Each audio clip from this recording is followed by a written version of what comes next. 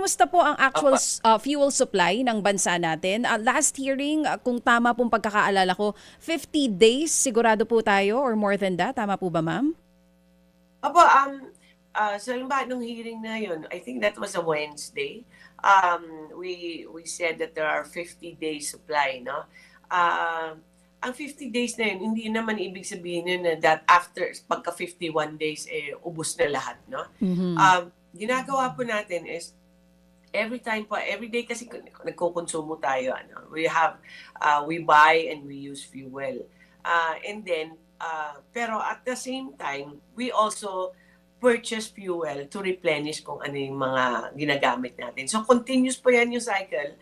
Maganda lang po na 50 days kasi pag umorder ka, depende kung saan mo kukunin. Kung US yan or South America, siguro mga 45 days yan, 30 days to 45 days. Pero kung dito po sa Asia, mga 7 to 10 days po, nandito na po yung order. So, at least medyo na, nasa-stabilize natin. At kung nakikita po natin na bumababa siya, nire-remind po namin yung oil companies or yung PNOC, Philippine National Oil Company or gobyerno mismo, yun po yung naghahanap po ng mga replenishment po. So far, maganda pa naman po.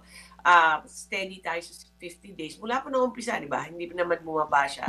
Steady tayo sa 50 days and we will try to maintain that. And that's good. At inassure nyo naman po kasi rin ng publiko na hindi natin magiging problema ang supply. Ang problema talaga yung pagtaas ng presyo ng krudo. Ma'am, nagkaroon dito sa ugnayan ninyo with the oil companies natin dito sa bansa, nagkaroon ba ng pagbabago on how they purchase ito pong krudo natin? Dinagdagan po ba nila yung kanilang inventory? Papaano po? Opo, kasi dati ang requirement 30 days lang. Ngayon, nasa 50 tayo. Ano? But ang ginagawa po namin, mula nung umpisa, we would meet with them and then we'll ask them, ilan ba ang diesel nyo dito sa bansa? Ilan yung parating at ilan pa yung o-orderin nyo? So, all of that stages, no? Monitored po yan. Pag sinabi nila, oy, may in-order kami sa South Korea na ayaw i-deliver ng supplier namin. So, i-report nila sa amin, tapos sasabihin namin sa embassy dito sa South Korea, halimbawa, na meron kaming order sa South Korea na hindi tinatanggap ng supplier. And then the ambassador will contact South Korea to help us. So far, maganda po yung flow na yan. Medyo may system na kami. Pero nung umpisa talaga, dami talagang ayaw mag-deliver eh. Kaya lang, nung huli na we realize it's not about availability of supply, it's the price talaga. Nung pumasok na sa PNOC, doon po namin nakita, we're paying so much money for per barrel eh.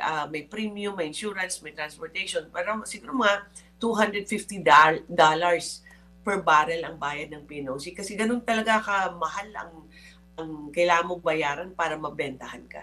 Mga kapatid, para sa iba pang mga balita at impormasyon, sundan niyo po kami sa X, Instagram, Facebook at syempre sa TikTok, True Network PH. Mag-subscribe din po kayo sa aming YouTube channel, True Network. May website din po tayo, truenetwork.ph, at pwede niyo rin po kaming mapanood sa Channel 19 ng aming True FM TV. Lagi pa rin makinig sa radyo dito po sa 105.9 True FM dahil dito, laging true sa'yo, kapatid. Ito tayo sa totoo, tunay at tapat.